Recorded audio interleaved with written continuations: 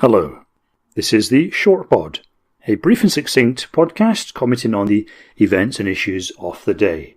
And today it is the 22nd of October, 2020. It may have escaped the attention of my American listeners that October is Black History Month, not in the USA, but in the United Kingdom. In America, Black History Month takes place, I believe, in January, whilst in Canada it takes place in February, and in the United Kingdom, for some unknown reason, it takes place in October. To be honest, there's rather a random element to this choice, based on the fact that the first Black History Month took place in London in 1987.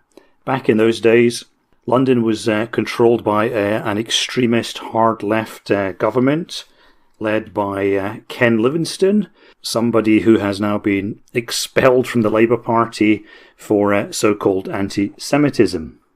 Now, of course, Black History Month is celebrated not just by extreme leftists who control the Greater London Council, but also by the Conservative Party and the corporate world. And one of the main duties of the British Prime Minister, from whichever party he comes, is to make constant statements in support of Black History Month. One of the things that British people are especially likely to hear at this time of year is that Black Britons played a vital role in Britain's victory in World War II. This tweet by Boris Johnson is a good example of this kind of narrative. Great to meet some of our Black service personnel yesterday. A reminder during Black History Month that many Black Britons fighting for Britain were never recognised for their service. Black history is our history, and Britain has been made all the greater for it. So, what point is Boris trying to make here?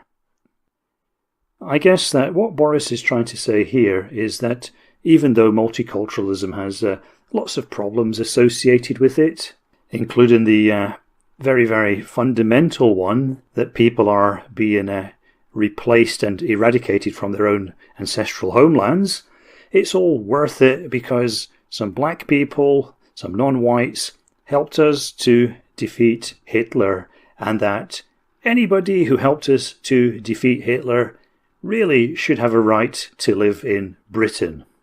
There are a couple of problems with this narrative, or if you like, a couple of weak points at which you can attack this narrative, namely that a lot of black people, or non-whites at least, also fought on the side of the Nazis.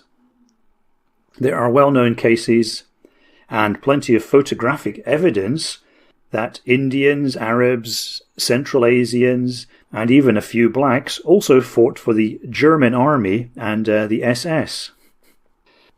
But so what? Even if some blacks did fight on the Allied side in World War II, that is not really a justification for a multicultural society. Joseph Stalin also fought on the side of the British. Mass-murdering communist dictators. The KGB, or the NKVD as it was known in those days, Mao Zedong and the Chinese Communist Party, the founders of the North Korean state. All of these groups played their part in the defeat of the Axis powers. So, if involvement in the Allied victory in World War II entitles people to membership of the British nation, then you've also got to let in quite a few other people. Russians, Chinese, communists, you name it. So what we're seeing once again is that rather than justifying multiculturalism on its supposed merits, which is a much harder sell, politicians constantly deflect to vacuous narratives like this. This is because they have no real option. They can't honestly address the problem of multiculturalism because that would be a very, very politically high-cost thing to do. But at the same time, they can't really come up with a convincing argument for multiculturalism. So instead they have to come up with things like guilt narratives, white people did all these bad things, blah, blah, blah, or else they have to talk about the wonderful contribution black people made to defeating Nazi Germany. Of course, anybody who knows about World War II knows that black people, non-whites, played a very, very minor role in defeating Nazi Germany. Most of the hard work was done by British, Americans, and of course Russians. So, Boris, take this piece of cultural Marxist bullshit narrative and stick it up your arse where it belongs. Over and out.